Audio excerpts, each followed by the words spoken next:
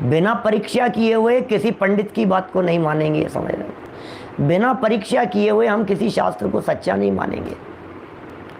बिना किसी मुनिराज को परीक्षा किए बिना हमारा मस्तक उनके आगे नहीं झुकेगा। अब लोग कहेंगे बड़े आए मुनिराजों की परीक्षा करने वाले, तुम बड़े आए व्रतियों की परीक्षा करने वाले, तुम बड़े आए इनकी परीक्षा करने वाले, पंडितों की परीक्षा करोगे तुम, विद्वानों की परीक्षा तुम क्या करोगे, तुम्हें आता क्या है जो तुम परीक्षा करोगे? कि नहीं भाई, आप क्या बात कर रहे हो, हम अकेले विद्वान त्यागी मुनिराजों की परीक्षा की बात नहीं कर रहे। यहाँ तो समंत भद्राचार्य देव ने कहा है भगवान उतर करके आ जाएंगे तो बिना परीक्षा के माथा नहीं झुकाऊंगा, समझ लेना। भगवान भगवान समो शरण लगा करके भगवान उतर करके आ गए और कोई मेरे को आकर के कहे कि इनके आगे माथा टेक दे कि नहीं टेकूंगा, परीक्षा करूंगा पहले सच्चे भगवान है कि नहीं है। क्या सोचो आप, न्यायाधीश को भी माय लॉर्ड कह करके पुकारते हैं, भगवान कह करके पुकारते हैं। भगवान है क्या वे? दुनिया मुनि विरोधी कहती है, दुनिया भगवान विरोधी कहेगी, दुनिया विद्वान विरोधी कहेगी, दुनिया शास्त्र विरोधी कहेगी। अरे दुनिया के विरोधी से कोई चक्कर नहीं है। यहाँ तो मेरा सवाल है भाई साहब। अरे टोडरमल जी साहब कहते हैं, क्या बताऊँ आपको, आज्ञा प्रदानी से परीक्षा प्रदानी को श्रेष्ठ कहा है। परीक्षा रहित आज्ञानुसारी धर्मधारक व्यवहारावासी प्रकरण उठा करके देखो क्या कह रहे हैं। आज्ञानुसारी धर्मधारक व्यवहारावासी का निषेध किया है। अरे आज्ञा से काम नहीं चलता है, तू परीक्षा करके देख भाई। आप परीक्षा में समंत भद्राचार्य देव ने, अकलंक देव आचार्य देव ने इस तरह की बातें कही है। अरे बिना परीक्षा किए हुए सब्जी में नमक मत डालना। परीक्षा कितनी ज़रूरी है। बिना परीक्षा किए हुए सब्जी में नमक डालने का प्रयत्न करेगा तो नमक की जगह बूरा डालने में आ जाएगा। तो मैं परीक्षा होनी चाहिए कि मैं नमक डाल रहा हूँ और ये नमक है। कि साहब गलत परीक्षा हो जाए तो, गलत परीक्षा हो जाए तो अभी सिखाएंगे, सब सिखाएंगे, सारी बातें बताएंगे कैसे हो जाए गलत परीक्षा। ज्ञानियों के द्वारा गलत परीक्षा नहीं होती है। क्यों नहीं होती है गलत परीक्षा? क्योंकि कसौटी है हमारे पास में, वीतरागता देखना है भाई साहब। क्या कोई दुविधा का सवाल नहीं है। आपसे परीक्षा नहीं हो सकती है, जिन्होंने परीक्षा की है उनके आधार पर मान लीजिए, जिन्होंने निर्णय किया है उनके आधार पर मान लीजिए। कुछ बातों की जहाँ परीक्षा हो सके वहाँ परीक्षा करके देख लीजिए, ऐसा है। बोलो। लोग ऐसा कहते हैं कि ये मुनि विरोधी हैं, लोग ऐसा कहते हैं मुनि विरोधी हैं। लोगों का क्या, दुनिया का काम है कहना। कुछ तो लोग कहेंगे, लोगों का काम है कहना। लोग तो कहेंगे भाई साहब, कुछ तो कहेंगे, कहने दो ना, क्या फ़र्क पड़ता है, दुनिया के कहने से हमें क्या फ़र्क पड़ता है। हाँ, लेकिन यदि आप मुनि विरोधी हो गए, अनंत संसार में परिभ्रमण करते रहोगे, दर दर की ठोकरें खाते रहोगे। कभी मुनि विरोध का स्वप्न में भी विचार नहीं करना, कभी किसी मुनिराज का विरोध नहीं करना, कभी किसी मुनिराज के प्रतिपक्ष में खड़े नहीं होना।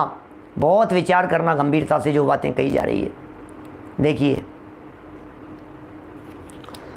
देवागम की चर्चा हो गई नीचे, इन सबको यहाँ पढ़ रहा हूँ मैं, प्रकरण थोड़ा थोड़ा समझ में आएगा इन बातों को देखने से। इसको उन्होंने उस समय कहा है जबकि वे आप्त कौन हो सकता है इसकी परीक्षा कर रहे हैं। उस समय कही है उन्होंने, आप्त मीमांसा नामक ग्रंथ में कही है। भगवान को संबोधन करते हुए आचार्य कहते हैं, हम आपको इन चामर आदि विभूतियों से या आपकी उपासना के लिए देवों के आगमन से बड़ा कदापि मानने को तैयार नहीं है। आपके आगमन के लिए, आपकी सेवा के लिए देव लोग आ रहे हैं, इससे हम आपको कदापि बड़ा मानने को तैयार नहीं हैं, क्योंकि यह हेतु उभयाश्रयी है। उभयाश्रयी मतलब देव में भी होता है, जो देव नहीं होते उनमें भी होता है। अर्थात देवागमन तथा चामरादि की विभूति तो जो मायावी एवं अन्य देव हैं उनमें भी देखी जाती है, मायावियों में भी देखी जाती है। छत्र चमर वामंडल तो इनके भी देखे जाते हैं। क्या फ़र्क पड़ गया है, दिखाई दे रहे हैं इनके भी। हम परीक्षा प्रदानी हैं, कसौटी पर कसे जाने पर ही किसी को देवता मान सकते हैं। किसी को भी मान लेंगे देवता। ऐरा गहरा कोई भी व्यक्ति आ गया है उसको हम देवता मान लेंगे। कोई भी व्यक्ति आकर के कह रहा है अपने नाम के आगे 1008 लगा लेगा, हम उसे परमात्मा मान लेंगे। कोई भी व्यक्ति कैसा भी वेश बना करके आपके सामने आ जाएगा, आप उसे महान मान लेंगे, महात्मा मान लेंगे। ठगाए जाते हैं भाई साहब जो सिर्फ वेश से देखते हैं, क्योंकि ठगने वाले भी इन वेशियों के वेश में आते हैं। ठगने के काम करने वाले मायावी लोग भी इसी तरह के वेश में आते हैं भाई साहब। कुर्ते पजामे में आएंगे, धोती दुपट्टा पहन करके आएंगे, चादरा ओढ़ करके आएंगे, माथे पर तीन तिलक लगा करके आएंगे, ऐसा वेश बना करके आएंगे, सर पे टोपी लगा करके आएंगे, अरे सर पे पगड़ी बांध करके आएंगे, ऐसे दाढ़ी बढ़ा करके आएंगे, ऐसा दुपट्टा लगा लेंगे अपने बदन के ऊपर, ऐसा लगेगा आपको हो महात्मा जी हैं, महात्मा जी हैं, त्यागी जी हैं भाई साहब, ऐसा लगेगा। ₹2 की तरह वेश में आने वाले लोग बहुत मिलेंगे आपको। क्या मुनि विरोधी कैसे हो सकते हैं? मुनिराजों के लिखे ग्रंथ को पढ़ रहे हैं, मुनि विरोधी कैसे हो सकते हैं? मुनिराज ने कही है ये बात, वो हम सुना रहे हैं आपको। मुनि विरोधी कैसे हो सकते हैं? जरा देखिए क्या लिख रहे हैं यहाँ पर। क्योंकि ये लक्षण उभयाश्रयी है, अर्थात देवागमन तथा चामर आदि की विभूति तो जो मायावी एवं अन्य देव हैं उनमें भी देखी जाती है, और हम परीक्षा प्रदानी हैं। कसौटी पर कसे जाने पर ही किसी को देवता मान सकते हैं। केवल आगम प्रमाण से प्रमाणता नहीं मानते हैं, अकेले आगम प्रमाण से मान लियो कि नहीं नहीं कसौटी पे कस के देखेंगे। जब अनुमान आदि प्रमाणों द्वारा पदार्थ की सिद्धि हो जाएगी तो आगम की भी प्रमाणता मान लेंगे। स्मृति, प्रतिविज्ञान, तर्क, अनुमान, आगम, अनुमान से प्रमाणता हो जाएगी तो आगम की भी प्रमाणता हो जाएगी। अनुमान के प्रमाण होने पर प्रत्यक्ष एवं आगम प्रमाणता को सभी तार्किक स्वीकार कर लेते हैं, सब स्वीकार कर लेंगे। एक बार तर्क की कसौटी पर कस करके अनुमान हो जावे, एक बार तर्क की कसौटी पर कस के हमारा पक्का निर्णय हो जावे कि हम कौन हैं, भगवान कौन है, उसके बाद में सब चलेगा। देखिए कह रहे हैं दूसरी बात यह है कि हमें अभी आगम प्रणेता की परीक्षा अभिष्ट है। अभी यहाँ प्रकरण क्या चल रहा है, अभी यहाँ बात क्या बतलाई जा रही है? अभी तो बात सिर्फ यही कही जा रही है कि भैया एक बार ये समझ लो, पहले भगवान कौन है उनका निर्णय कर लो। भगवान के निर्णय से फिर सारे निर्णय हो जाएंगे अपने आप। आगम प्रणेता की परीक्षा अभिष्ट है, पहले आप उनकी परीक्षा कर लो, ये आगम किनने लिखे हैं। आप आगम के अध्येताओं की यदि आप परीक्षा कर लेंगे, आगम जिनके द्वारा बनाए गए, सर्वज्ञ की सर्वज्ञता को सिद्ध कर दोगे तो आगम की प्रामाणिकता अपने आप सिद्ध हो जाएगी। आप्त वचनम आगम है, आप्त के वचन को आगम कहते हैं क्या? इसलिए ये जो लक्षण बनाए गए हैं, इन लक्षणों में पहले ये नक्की करो, ये लक्षण अकेले आप्त में है या आप्त के अलावा किसी और में भी है। ये उभयाश्रयी है ये लक्षण। उभयाश्रयी का मतलब उभय माने होता है दोनों। क्या है ये? उभय माने होता है दोनों, दोनों को कहते हैं उभय। जैसे जलचर, थलचर, नभचर, कुछ प्राणी ऐसे हैं अपनी धरती पर रहने वाले जो उभयचर कहलाते हैं। कौन है उभयचर? मेंढक वगैरह उभयचर हैं वे। कछुआ है, ये उभयचर हैं, ज़मीन पे भी चलता है, पानी में भी चलता है। सर्प वगैरह कुछ ऐसे हैं जो पानी में भी चलते हैं, पानी के बाहर भी चलते, उनको उभयचर कहते। उभय माने दोनों। तो अभी जो आपने ये कहा कि छत्र चमर भगवान के होते हैं, तो बोले ये उभय में देखे जाते हैं। ये छत्र चमर माने भगवान के, अरहंत भगवान के, आप्त परमात्मा के छत्र और चमर होते हैं। लेकिन जो भगवान नहीं है वो अपने माथे पर छत्र लगा लेवे, जो भगवान नहीं है वो अपने आसपास में चंवर ढोने वाले खड़ा कर लेवे, तो बोले ये तो कोई लक्षण नहीं होगा, उनके भी हो गया, इनके भी हो गया, आप कैसे मानेंगे? क्या समझ में आ रही है बात? बोलो क्या कह रहे हैं? दूसरी बात यह कि आगम प्रणेता की परीक्षा अभिष्ट है।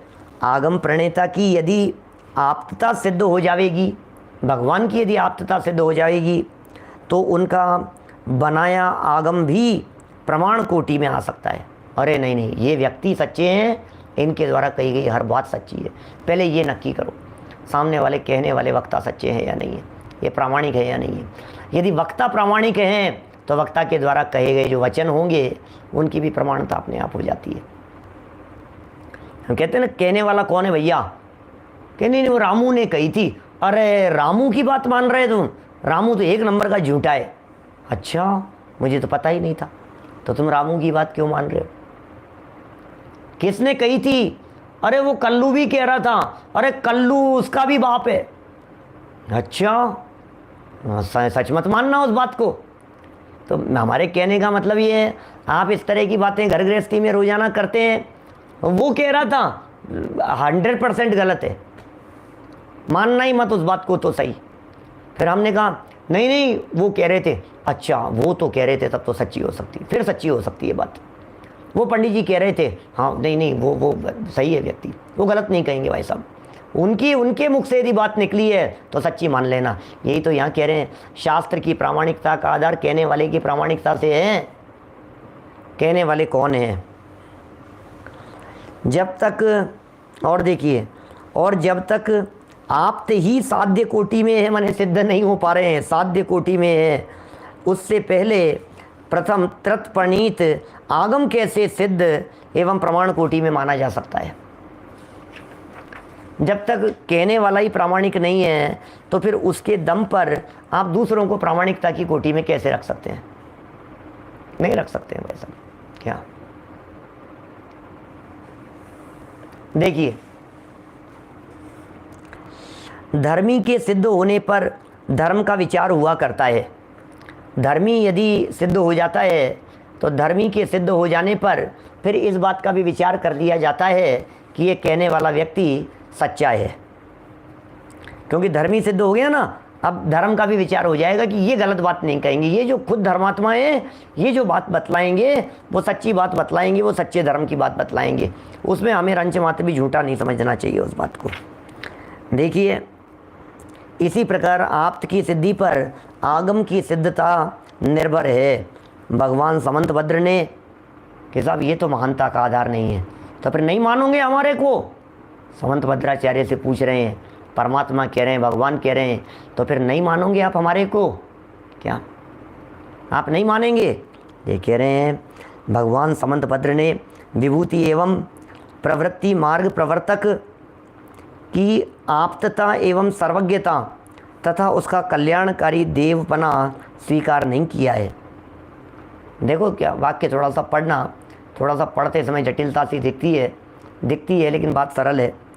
समंतभद्र स्वामी ने विभूति की आप्तता, विभूति की एवं प्रवृत्ति मार्ग में प्रवर्तक की, कोई प्रवर्तन कर रहे हैं, किसी के पास में विभूति ज़्यादा है, बोले आप्तता और सर्वज्ञता स्वीकार नहीं किए, इस आधार पर उनका कल्याणकारीपना सिद्ध नहीं किया है, यहाँ स्वीकार नहीं किया है।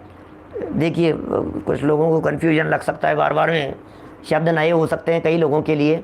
आप्त माने होता है सच्चा देव, आप्त कहते हैं भगवान को। आप्त शब्द का अर्थ है अरहंत देव, अरहंत भगवान, उन्हें आप्त कहते हैं। जिनकी वाणी खिरती है उन्हें आप्त कहते हैं। सही समझ में आ रही है बात? आप्त माने तीर्थंकर परमात्मा, आप्त माने वीतरागी, सर्वज्ञ और हितोपदेशी, वे आप्त हैं। सिद्ध भगवान को आप्त नहीं कहते, सिद्ध भगवान को आप्त नहीं कहते। आप्त कौन है? आप्तेनो छिन्न दोषेण सर्वज्ञेन आगम एशिना भवितव्यम नियोगेन नान्यथा आप्तता भवेत। इसके बिना आप्तता नहीं होती। भव्य जीव सुनते हैं जिनकी वाणी को, सर्वज्ञ हैं, वीतरागी हैं, हितोपदेशी हैं, वे आप्त कहलाते हैं। तो ये कह रहे हैं यहाँ, उन्होंने वीतरागता एवं दोषों तथा कर्मों के क्षय कारकता से देवत्व स्वीकार किया है, इस बात को यहाँ कह रहे हैं। देखो, जैसा कि आगे कहा है,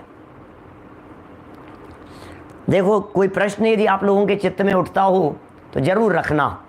मेरी कही गई बातों के आधार पर यदि आपको कोई तर्क, प्रश्न, कुछ जिज्ञासा हो तो ज़रूर रखना।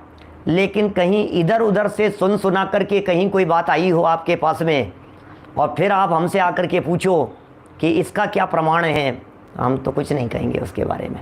भाई मोक्ष है ना, यदि कहीं कोई लिखी हुई बात मिलेगी हम प्रस्तुत कर देंगे आपके सामने। देखो, आप्त मीमांसा के 4 और 5वें नंबर का श्लोक कह रहे हैं।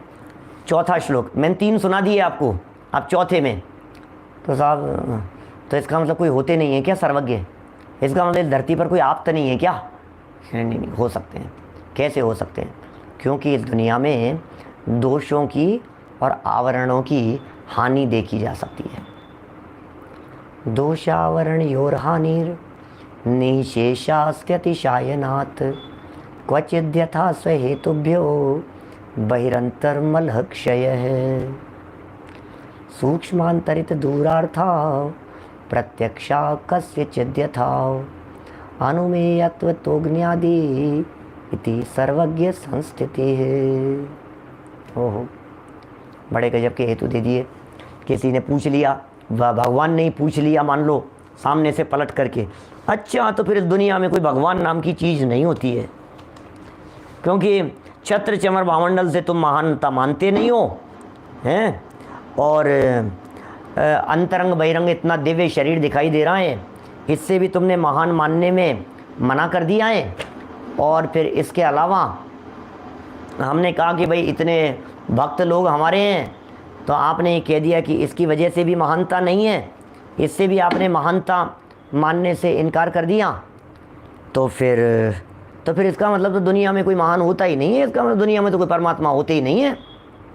तो पता है क्या लिख रहे हैं वे, क्या कहते हैं? नहीं नहीं, ऐसा कैसे हो सकता है? इस दुनिया में दोषों की और आवरणों की हानि हो सकती है, अतिशायनाथ हेतु से इस बात को पहचाना जाता है। अतिशायनाथ हेतु माने कोई व्यक्ति में दोष कम है, किसी व्यक्ति का गुस्सा कम है, कोई व्यक्ति राग द्वेष कम करता है, दूसरा एक और मिला उससे भी मंद कशाई दिखा, उससे भी और कोई महान दिखा उसमें और कम दिखे, कोई और दिखा उसके राग द्वेष कशाय भावों की और कमी दिखाई दी। बोले कोई ऐसा भी हो सकता है जिसके इस अतिशायनाथ हेतु से दोषों और आवरणों का पूरी तरह से अभाव हो जाए। बस जिसके दोषों और आवरणों का पूरी तरह से अभाव होगा वो वीतरागी होगा नियम से, और वह आप्त कहलाने के योग्य होगा। और हमने हेतु दे दिया आपको, जब इतना हो सकता है तो इतना और हो सकता है, इतना हो सकता है तो इतना और हो सकता है, इतना हो सकता है तो इतना भी हो सकता है। तो इस तरह से हम इस निर्णय पर पहुँचे हैं कि वो वीतरागी जो होंगे वे आप तो हो सकते हैं। एक और गजब की बात, दूसरा हेतु देते हैं सर्वज्ञता का।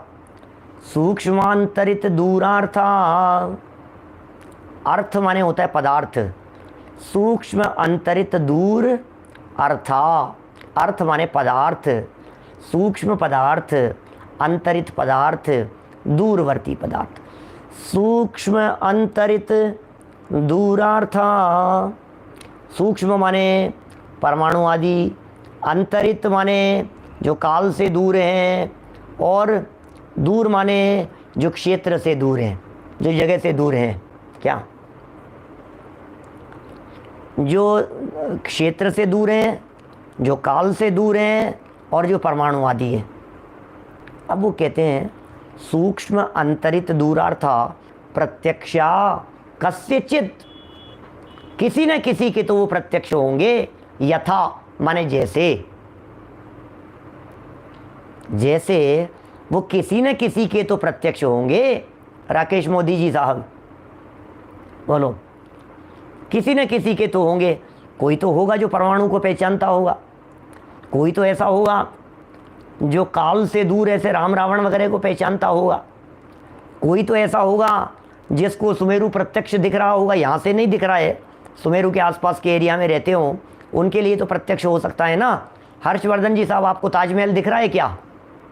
अरे कहाँ से दिखेगा, हम कहाँ रहते हैं, हमें कहाँ दिखेगा, हम तो सोलापुर रहते हैं, हमें नहीं दिख सकता है। तो फिर जो लोग आगरा में रहते होंगे आसपास में, ताजमहल के आसपास में, उनको तो दिखता होगा कि हाँ उनको दिख सकता है। तो जो बातें कहीं की होती हैं, अनुमान से जान ली जाती है, वो किसी न किसी के को प्रत्यक्ष भी दिख सकती है। राजीव जी को तो कई बार दिखती होगी, उधर से गुजरते समय ताजमहल दिखता होगा। देखो जवाब दे रहे हैं यहाँ, अनुमेयत्वतः, अनुमान से, जैसे अग्नेयादि रीति अग्नेयादि इति, इस प्रकार से सर्वज्ञ संस्थिति। क्या इस तरह सर्वज्ञ भगवान भी कोई ना कोई तो होने चाहिए। देखिए नीचे पढ़ता हूँ, अर्थात जिसके दोष राग द्वेष आदि की निशेष हानि हो गई हो तथा ज्ञानावरणादि कर्म का सर्वथा एवं निशेष रूप से विनाश हो गया हो, वह ही आप्त सर्वज्ञ सच्चा देव हो सकता है। इसका मतलब जो वीतरागी सर्वज्ञ होंगे वो ही सच्चे देव हो सकते हैं। और उसी पुरुष के सूक्ष्म क्या चीज़ें होती है, सूक्ष्म होते हैं परमाणु वगैरह आदि, और अंतरित एवं दूरार्थक मेरु पर्वत इत्यादि, अंतरित माने राम रावण इत्यादि, दूर माने मेरु पर्वत इत्यादि के प्रत्यक्ष का संभव हो सकता है। अतः वही पूज्य एवं वंदनीय आप्त तथा सर्वज्ञ हैं, अन्य नहीं हो सकता। वही सर्वज्ञ हो सकता है, वही आप्त हो सकता है, कोई दूसरा नहीं हो सकता। तो साहब ऐसे होंगे क्या? कोई लग नहीं रहा है भाई साहब मेरे को इस तरह की दुनिया में कोई हो। ऐसा कौन होगा जिसके दोष नहीं हो? ऐसा कौन होगा जो सर्वज्ञ हो? ऐसा कौन होगा जिन्हें इस प्रकार का मान लिया जाए? ये तो हमारे को नहीं लगता है कोई भी। तो समंत भद्राचार्य देव ने कई तरह की बातें कही। मैंने एक दिन पहले भी चर्चा की थी आपके बीच में कि कोई व्यक्ति यदि ये कहता है कि साहब दुनिया में सर्वज्ञ नहीं है, कैसे नहीं है भाई साहब? कोई तो होगा कि नहीं? कोई नहीं है। देख के बोलते हो कि बिना देखे? बिना देखे बोलते हो तो झूठी बात करते हो, देख के बोलते हो तो तुम ही सर्वज्ञ हो गए। कोई नहीं होते ऐसा नहीं कहा जा सकता है, कोई ना कोई तो ज़रूर होगा। क्या? कोई ना कोई तो ज़रूर होगा। सर्वज्ञ की अनिवार्यता सिद्ध कर दी, सर्वज्ञ होना ज़रूरी है। अब लेकिन कोई ना कोई होगा तो कौन होगा? बोले जो वीतरागी होगा, जो सर्वज्ञ होगा। बोले ऐसा वीतरागी सर्वज्ञ दिखता नहीं है इस धरती पर कोई। तो आगे 6, 7वें नंबर के श्लोकों में उन समंत भद्राचार्य देव ने इस तरह की बातें कही है।